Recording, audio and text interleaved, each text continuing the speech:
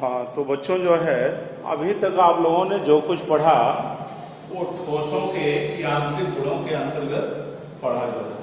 अब जो है इसमें आप लोग पढ़ेंगे तरलों के यांत्रिक गुण। ये खंड ख से है, खंड ख से है और ये आपका जो है अध्याय 10 है। क्या अध्याय 10 आप लोग अच्छी तरह जानते हैं क्या कि इसके दो भाग। क्या एक तो जो है तरल अस्थैतिकी है। तरल दो तरह के होते हैं, एक तो तरल अस्थैतिकी है, दूसरा तरल गतिकी है। एक जो है तरल अस्थैतिकी नाम से ही स्पष्ट है और दूसरा क्या है तरल गतिकी। क्या तरल अस्थैतिकी और तरल गतिकी। तो देखिए तरल अस्थैतिकी जो है उसमें आप स्थिर तल का अध्ययन करते हैं। क्या इसमें जो है स्थिर तरल का अध्ययन किया जाता है। इसमें स्थिर तरल का अध्ययन किया जाता है और तरल गतिकी में जो है बहते हुए तरल का अध्ययन किया जाता है। बहते हुए तरल लिक्विड पदार्थ, पेय पदार्थ जैसे पानी जल हुआ, बहते हुए तरल का अध्ययन किया जाता है। ठीक, ये तो तरल अस्थैतिकी और तरल गतिकी। एक तो उसमें स्थिर का अध्ययन करते हैं आप और दूसरा जो है जो तरल पदार्थ गतिमान है उसका अध्ययन जो है आप गतिकी के अंतर्गत करते हैं। तो देखिए इसके दो ब्रांच आपको देखने को मिले, तरल अस्थैतिकी और तरल गतिकी। ठीक है, अब ये जानते हैं जैसे द्रव की मुख्यतः 3 अवस्था होती है। कौन कौन? ठोस होती है, द्रव की ये अवस्थाएं हैं। कौन कौन? ठोस है, फिर द्रव है और क्या? गैस, सॉलिड, लिक्विड और गैस। उसमें अंतराणविक स्थान और अंतराणविक बल के आधार पर इनका अंतर करते हैं और मैं ये आपको पढ़ा भी चुका हूं, बता चुका हूं ठोस द्रव गैस के बारे में। ठोस में अंतराणविक स्थान बहुत कम न के बराबर, बल अधिक होता है, लेकिन द्रव में ठोस की अपेक्षा अंतराणविक स्थान होता है और बल जो है उससे कम होता है। लेकिन गैस में तो पूछिए नहीं, अंतराणविक स्थान बहुत अधिक होता है, बल एकदम शून्य न के बराबर होता है। तो इसमें जो है सबसे पहले अब यहाँ हम स्थिर तरल का अध्ययन करेंगे। इसमें सबसे पहले जो है स्थिर तरल का अध्ययन करेंगे। स्थिर तरल, सबसे पहले इसी स्थिर तरल का अध्ययन किया जाएगा जिसको आप तरल अस्थैतिकी कहते हैं, फ्लूइड स्टैटिक्स। तरल अस्थैतिकी या इंग्लिश में कहते हैं fluid statics. Fluid statics, statics not statistics, statics, TICS। ठीक है, अब देखिए अक्सर आप लोग जो है नदी नालों नहरों में जल को बहते हुए देखा है। और स्वाभाविक है कि अगर ये उसका स्थान भी ले लेते हैं जो बर्तन आप रखते हैं, बहुत खुली बड़ी पाइपों से जल होकर के आ रहा है सकरी पाइप में, तो वहां दाब बढ़ जाता है, प्रेशर इनका फेंकाव फोर्स बढ़ जाता है। ढेर सारे आप अपने सामान्य दैनिक जीवन में देखें। तो सबसे पहले इस पर हम जो है दाब की चर्चा करते हैं। इसकी दाब की, तरल में दाब, जिसको आप कहते हैं प्रेशर, दाब, प्रेशर। प्रेशर बच्चों क्या है? स्वाभाविक है जल, जब आप तरल पर दाब बढ़ाएंगे, ठीक है, स्वाभाविक है कि उसका क्षेत्रफल कम होगा, ठीक, और फेंकाव जैसे फोर्स नहीं होता, कहते नहीं कि अधिक हो जाता है, या इसको ऐसे परिभाषित कर लो कि वह क्षेत्र जिस पर बल कार्य कर रहा है, और जितना छोटा होगा बल का प्रतिघात उतना ही अधिक होगा। और बल के प्रतिघात को हम जिस भौतिक राशि द्वारा व्यक्त करते हैं उसे ही दाब कहते हैं। थोड़ा सा अटपटा लगेगा, उसी को आप जो है प्रतिघात बल कहते हैं। जो दबाव देते हैं ना, तो प्रतिघात बल होता है, अर्थात तरल के हर कणों पर लागू होता है। तो आप लिखिए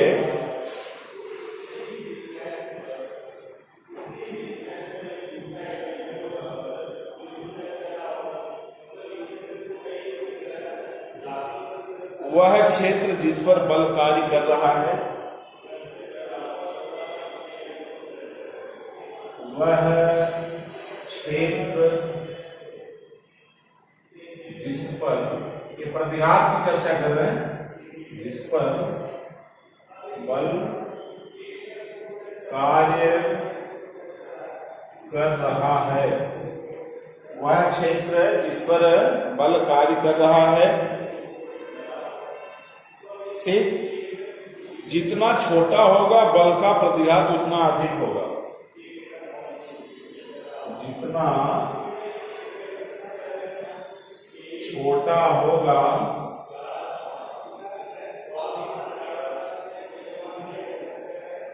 बल का प्रतिघात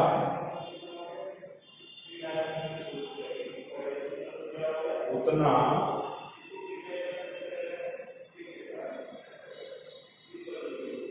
अधिक होगा, ठीक है। प्रतिघात क्या होगा? उतना अधिक होगा।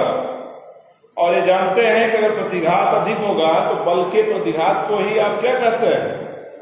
दाब कहते हैं।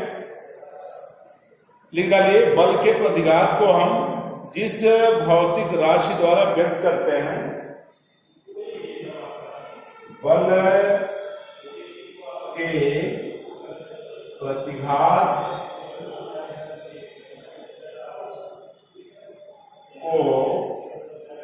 हम जिस भौतिक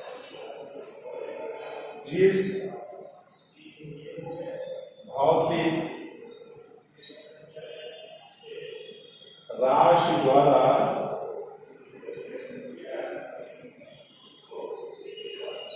व्यक्त करते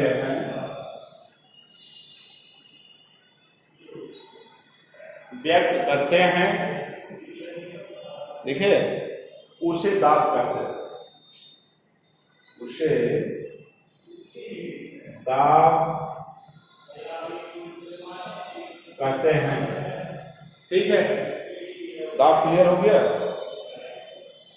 और दाब को आप जो है संख्यात्मक रूप से कुछ यूं स्थापित कर सकते हैं। देखिए, स्वाभाविक है, जैसे चपटी कील है, नुकीली कील है, यहां देखिए कुछ प्रयोग में देखिए, जैसे ये नुकीली कील है, कौन सी है? नुकीली कील। और ये जो है क्या है? चपटी। क्या है? दो है, नुकीली है और चपटी है। और इन कीलों के साथ साथ एक तल का अधिकतम क्षेत्रफल भी ले लेते हैं। चपटी कील है, नुकीली कील, और इस पर जो है अगर कोई ये दाब P इस पर ले लें, इस बिंदु पर जो है ये प्लेट है, उस पर कोई दाब P ले लें या बल लगाएं और क्षेत्रफल A पर, तो देखिए ये बिंदु पर जो है अधिकतम मान होगा। क्षेत्रफल A है, बिंदु P पर जो है, और अगर ये बल जो है या आप लगाते हैं, यहाँ इसका दाब क्या होगा? अधिकतम होगा। ठीक है। और तल पर जो है वहां जैसे आप एक पैर पर खड़े हो जाते हैं, कुशन है, गद्दा है, दो पर है तो कम प्रेशर में होता है, एक पर होते हैं तो अधिक हो जाता है। इसके बल पर जो है आप औसत दाब जब निकालते हैं तो दाब औसत दाब बराबर होता है क्या? बल बटे क्षेत्रफल। क्या? लेकिन अभिलंबोत हो तब किसी समतल पृष्ठ का क्षेत्रफल A है और पृष्ठ पर अभिलंबोत बल F है। यदि समतल पृष्ठ का क्षेत्रफल A, ठीक, और अभिलंबोत बल F है, और अभिलंबोत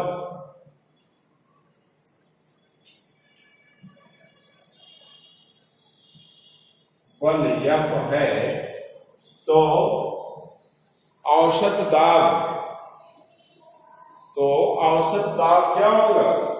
तो औसत दाब बराबर होता है बल बटे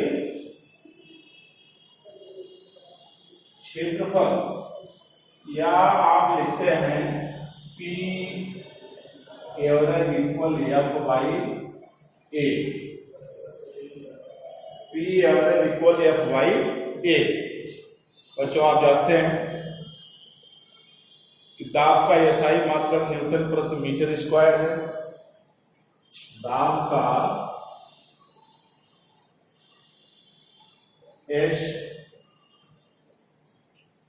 SI मात्रक न्यूटन प्रति मीटर स्क्वायर है। पास्कल भी बोलते हैं, क्या? पास्कल, न्यूटन प्रति मीटर स्क्वायर या पास्कल। एक न्यूटन प्रति मीटर स्क्वायर बराबर एक पास्कल होता है। क्या? एक न्यूटन प्रति मीटर स्क्वायर बराबर 1 PA। एक पास्कल होता है, एक न्यूटन प्रति मीटर स्क्वायर बराबर एक पास्कल के, ठीक। और वायुमंडलीय दाब पर एटमॉस्फेरिक प्रेशर आप जानते हैं, वायुमंडलीय दाब कितना है जानते हैं? लेकिन हाँ, दाब का और व्यवहारिक कुछ मात्रक है, जैसे वायुमंडल बार और टार। इसके और व्यवहारिक मात्रक हैं, जैसे बार, वायुमंडल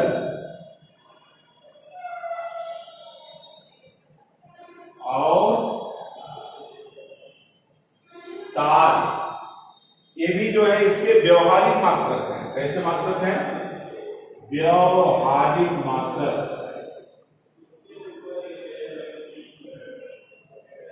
ये इनके व्यवहारिक मात्रक हैं। ये जानिए कि एक वायुमंडल दाब बराबर होता है, लिख लीजिए, एक वायुमंडल दाब बराबर होता है 1.013 into 10 to power 5 pascal. Pascal या PA, क्या? पास्कल या पीए लिखे। एक वायुमंडल दाब बराबर 1.013 इंटू 10⁵ पास्कल। ठीक है, अब एक बार बराबर होता है 10⁵ पास्कल और एक बार बराबर होता है 10⁵ पास्कल।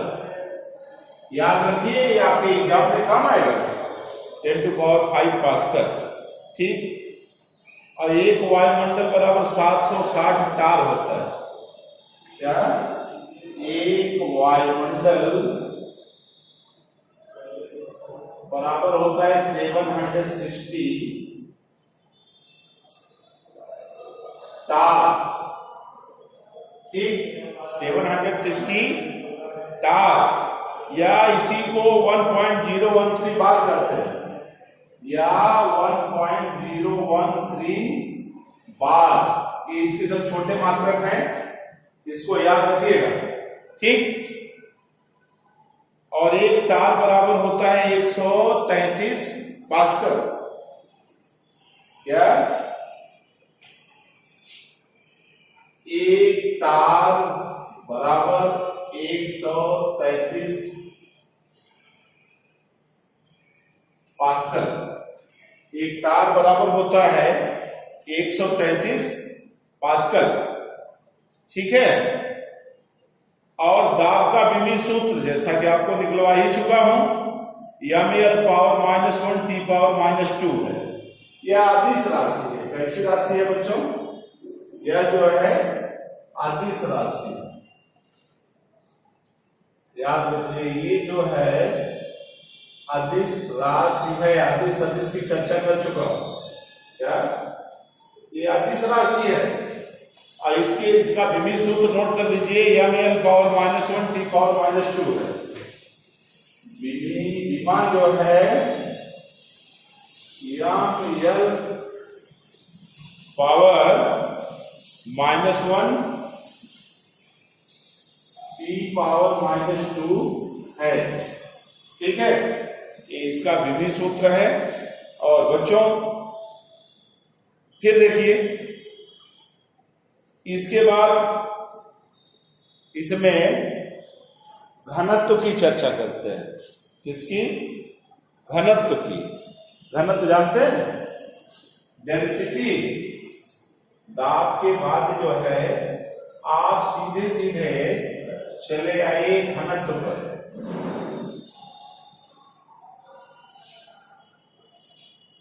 अगली हेडिंग डालिए घनत्व।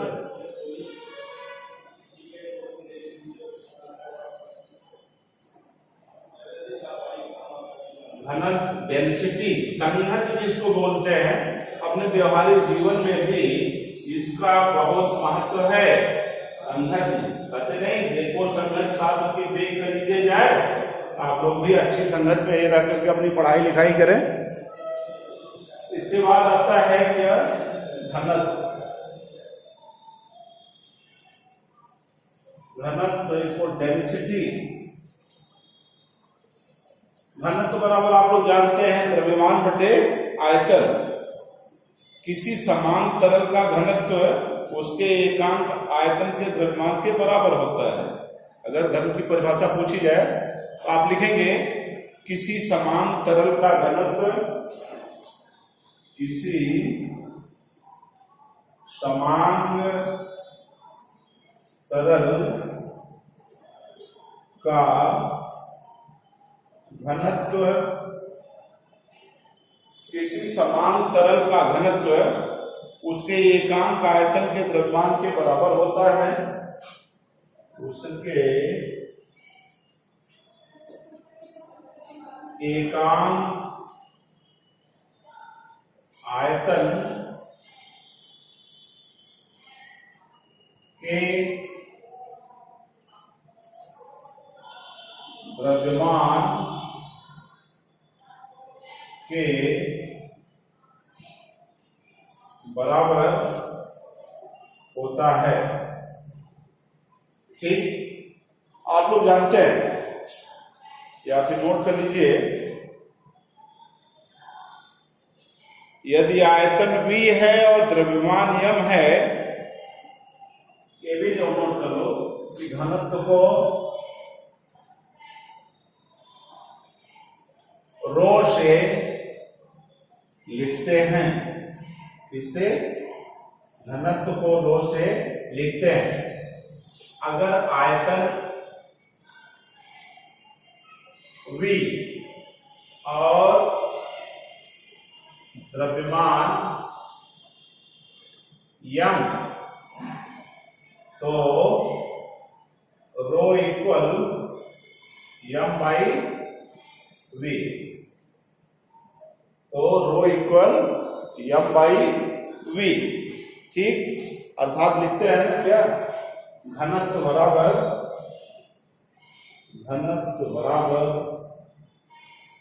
द्रव्यमान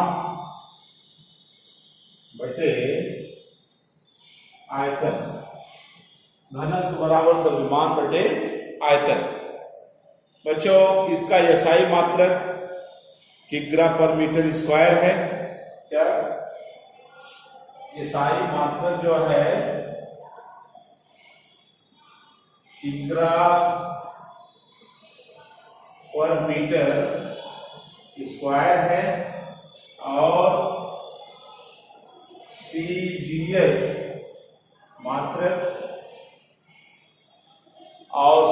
मात्रक ग्राम प्रति सेंटीमीटर क्यूब है। स्क्वायर नहीं है, क्यूब। यहां लिखिए मीटर क्यूब, क्योंकि आयतन का लंबाई गुणे चौड़ाई गुणे ऊंचाई है ना, और सीजीएम का है, सीजीएस में लिखिए ग्राम प्रति सेमी क्यूब, ग्राम प्रति सेमी क्यूब। ये बात क्लियर हो गया। अब लिख सकते हैं कि 1 ग्राम प्रति सेमी क्यूब बराबर 1 ग्राम प्रति सेमी क्यूब बराबर क्या हो जाएगा, 1000 किग्रा प्रति मीटर क्यूब। ठीक, और घनत्व का विमीय सूत्र होता है ml पावर -3।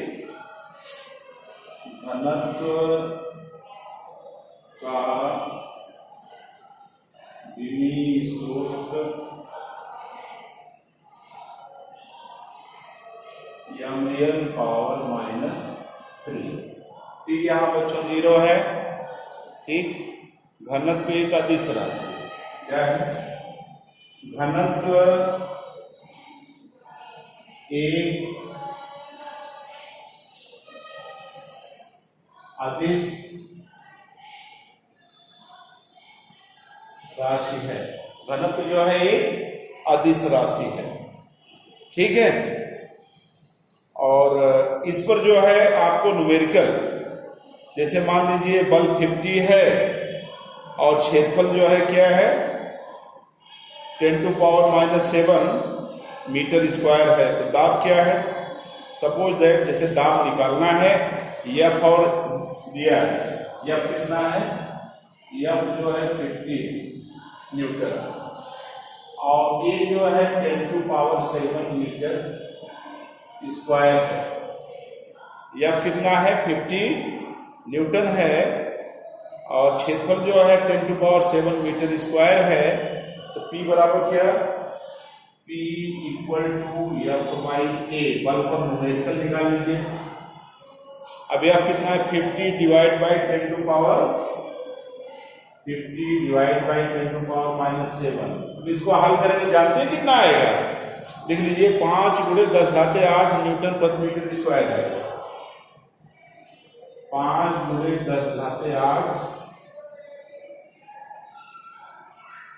न्यूटन प्रति मीटर स्क्वायर। इसी तरह आप इनके न्यूमेरिकल को भी आसानी से हल कर लेंगे।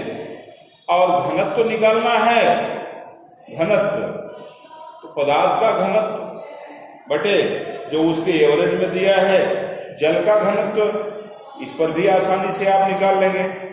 ठीक है, तो बच्चों अब इस वीडियो में बस आज इतना ही, आगे फिर आपको पढ़ाया जाएगा जो है, ठीक।